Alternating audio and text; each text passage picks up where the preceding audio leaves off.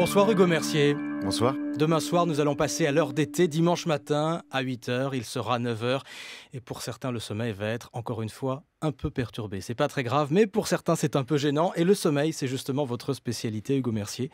Vous avez 23 ans, vous êtes polytechnicien et vous avez inventé Dream. Dream est un bandeau, je ne sais pas si c'est le bon mot, d'ailleurs, à porter la nuit autour de la tête pour améliorer le sommeil profond. À quoi ressemble le Dream, Hugo Mercier ? Alors, Dream, donc le bandeau, c'est un bandeau qu'on porte sur la tête le soir en allant se coucher. Donc c'est un bandeau un petit peu transformé avec une arche supérieure qui comporte des capteurs pour mesurer l'activité cérébrale, de l'électronique pour analyser l'information en temps réel, et aussi un petit dispositif de conduction osseuse, ce qui va permettre d'émettre les sons et de faire des stimulations sonores pendant la nuit. C'est-à-dire ?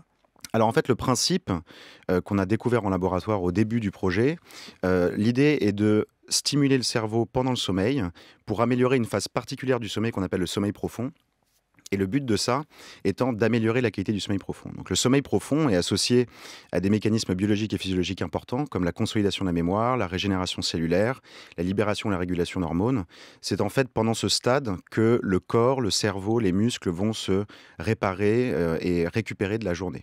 Donc l'idée, ça va être de pouvoir booster l'activité du sommeil profond et en améliorer sa qualité. C'est-à-dire qu'à partir du moment où vous avez repéré que le dormeur est dans cette phase de sommeil profond, vous essayez de maintenir finalement cette phase, c'est ça ? Exactement. Alors en fait, on va mesurer l'activité cérébrale, l'électroencéphalogramme, qui est l'activité électrique des neurones.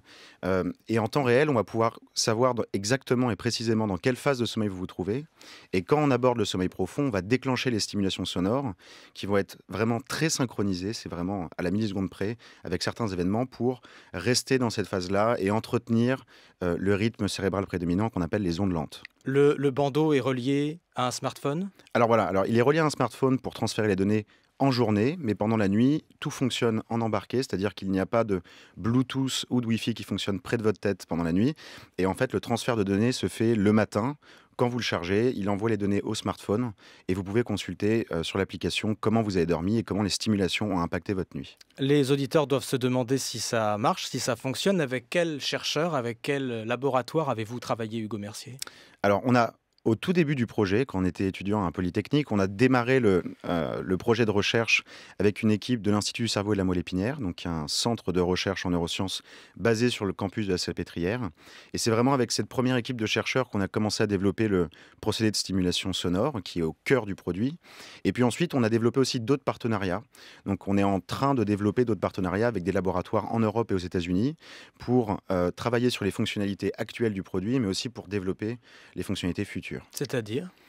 Alors, je ne vais pas rentrer trop dans le détail, puisque justement, c'est encore en développement, mais globalement, donc là, on se concentre sur le sommeil profond. On a aussi une fonctionnalité pour un réveil optimisé qui permet de se réveiller vraiment en pleine forme. Il y a aussi des problématiques sur l'endormissement, qui est un gros problème assez complexe, mais qu'on est aussi en train de traiter. Avec ce système, vous avez accès au cerveau de vos clients. Qui a le contrôle, eux ou vous ? C'est une bonne question. Alors évidemment, en fait, on fonctionne par rapport à l'activité cérébrale qui est déjà existante, c'est-à-dire qu'on ne va pas induire quelque chose qui n'existe pas, et on se base sur une activité qui est déjà là, c'est-à-dire les ondes lentes. Donc nous, ce qu'on va faire, c'est plutôt qu'on mesure et on aide le cerveau à garder cette activité-là qui est les ondes lentes. Et donc vous intervenez ? Donc on intervient totalement, c'est d'ailleurs ce qui est différenciant par rapport à toutes les solutions existantes. Aujourd'hui, quand on regarde les solutions qui existent autour du sommeil, c'est essentiellement justement du monitoring, c'est-à-dire oui, parce qu'il y a des bracelets connectés, des choses comme ça existe déjà sur le marché. Alors ça existe déjà, ça mesure en tout cas... Ils disent mesurer le sommeil. Après, c'est essentiellement basé sur des accéléromètres, c'est-à-dire sur le mouvement du corps. En réalité, la vraie façon de comprendre le sommeil, c'est par le cerveau, parce que c'est le cerveau qui régule le sommeil. Donc nous, on mesure, mais on est aussi actif, ce qui est le point principal. Et c'est ce qui permet d'avoir des résultats sur à la fois l'amélioration de la qualité de sommeil en soi, mais aussi des performances au réveil. Qui a accès aux données que vous allez chercher ? Alors les données, c'est un grand sujet. Très important. Vous voyez la question qui est derrière, hein ? Bien tous sûr. les risques de dérive qui existent, Bien dont sûr. on parle de plus en plus dans votre secteur, qui est en train de devenir un marché. Bien sûr. Qui a accès à ces données ? Alors, on a accès aux données de manière anonymisée, c'est-à-dire que la personne va partager ces données brutes, puisque, en fait, les données nous servent à deux choses. Les données servent à améliorer en continu l'efficacité C'est-à-dire que plus un utilisateur va se servir du bandeau, plus ça va être personnalisé et donc efficace. Donc c'est la première chose, c'est vraiment améliorer en continu l'expérience de l'utilisateur. Et le deuxième angle, c'est faire avancer la recherche sur le cerveau et sur le sommeil, puisque on va avoir la première base de données massive d'électroencéphalogrammes, et on ne sait pas encore où ça va nous amener, mais en tout cas, ça va faire énormément progresser. Donc toutes les données sont anonymisées, c'est-à-dire que quand on regarde des données, on ne peut pas identifier la personne. Et le traitement qu'on en fait est assez haut niveau pour qu'on ne voit pas de détails. Et puis je rappelle quand même, ça vaut le coup de le rappeler, qu'on ne peut pas lire les pensées des gens par l'électroencéphalogramme. Pas encore? On ne peut pas. Améliorer les performances de l'homme au quotidien. C'est un slogan, un objectif que j'ai lu sur votre site internet. Qu'est-ce qui est le plus important pour vous finalement, Hugo Mercier? Améliorer la santé ou améliorer les performances? Ça n'est pas la même chose. Pour moi, c'est la même chose. C'est une façon différente de le dire, mais en soi, ce qu'on explique sur le site, c'est que dormir pour mieux dormir, c'est pas vraiment la finalité. On veut mieux dormir pour avoir de meilleures performances. Et quand je parle de performances, c'est des performances physiques ou cognitives. Puisque le sommeil, on passe à peu près un tiers de notre vie à dormir. Il y a tous les mécanismes de récupération et de réparation qui ont lieu pendant cette phase-là. Et malheureusement, c'est détérioré par le stress, par les contraintes de productivité. Et donc, notre but, c'est vraiment de pouvoir améliorer les performances. Et qui dit améliorer les performances, dit améliorer la santé. En revanche, on n'a pas de positionnement médical aujourd'hui. Donc c'est la différence, c'est-à-dire qu'on n'a pas vocation à être un outil de diagnostic ou de curation pour des maladies ou des pathologies, en tout cas pas encore. Donc c'est la différence que je fais et c'est pour ça qu'on parle beaucoup de performance. Quand Dream sera-t-il en vente et à quel prix? Alors, Dream est déjà disponible, en fait, dans une série limitée, ce qu'on appelle le Dream First Programme. L'idée, c'est que les gens peuvent aller sur notre site rhythm.co, s'inscrire, et on va sélectionner les 500 premiers utilisateurs. Donc, on a fait une première série limitée. Le produit est disponible aujourd'hui, les gens peuvent aller s'inscrire. Et en parallèle, on développe la version suivante, qui sera une version sans limitation, qui sera accès à un plus grand nombre. Et ça, ce sera prévu pour début 2017. Et le prix? Et le prix, 349 euros, pardon, et $349 aux États-Unis. Est-ce que c'est amené à appeler à baisser? Alors, je ne sais pas encore, puisqu'on est vraiment à la frontière. À chaque fois, on pousse en termes d'innovation. On ne sait pas encore où on va aller.